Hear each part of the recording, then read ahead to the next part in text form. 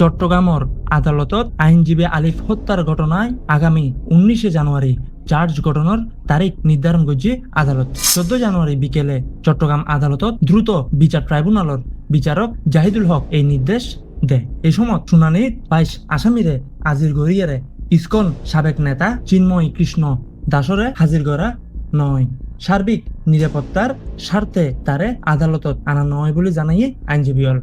শুনানির আসামি হলে দাবি করে বিচারের খাম চলাইতো তারার পক্ষে কোনো আইনজীবী নিয়োগ দিন না পারের বাধার মুখে পড়েন তারা। এই সময় বিচারক প্রয়োজনে রাষ্ট্রপক্ষ আইনজীবী ঠিক গরিব বলে তারারে আশ্বস্ত করছে। 30 তারিখ হামলার পরবর্তী 4 শুনানির জন্য দিন ধার্য করা হয়েছে এবং সেদিন সকল আসামিকে হাজির করা হবে।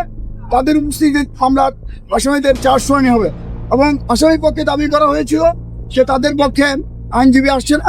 বিজ্ঞ আদালত আসামিদের আশ্বস্ত করেছেন তারা যদি আইনজীবী দেয় তাদের পূর্ণ নিরাপত্তা দেওয়া হবে এবং তারা যদি আইনজীবী দিতে ব্যর্থ হয় বিজ্ঞ আদালত নিজেই রাষ্ট্রীয় খরচে তাদের আইনজীবী নিয়োগের ব্যবস্থা করে দিবেন। পরে 19 জানুয়ারি চিন্ময় কৃষ্ণরে হাজির করা ও চার্জ গঠনের তারিখ নির্ধারণ করছি।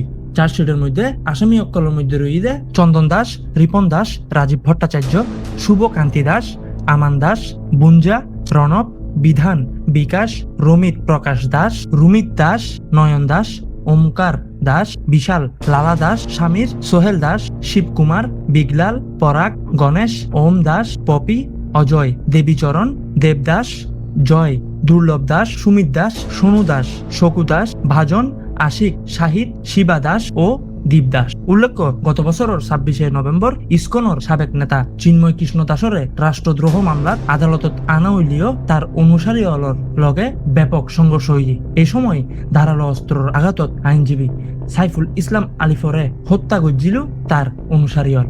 এই ঘটনাত দায়ের হওয়া মামলাত 39 জনরে আসামি করিয়ে চার্জশিট দিয়ে পুলিশ। Iftekharul Hasan, desk report, C71 news, Chittagong.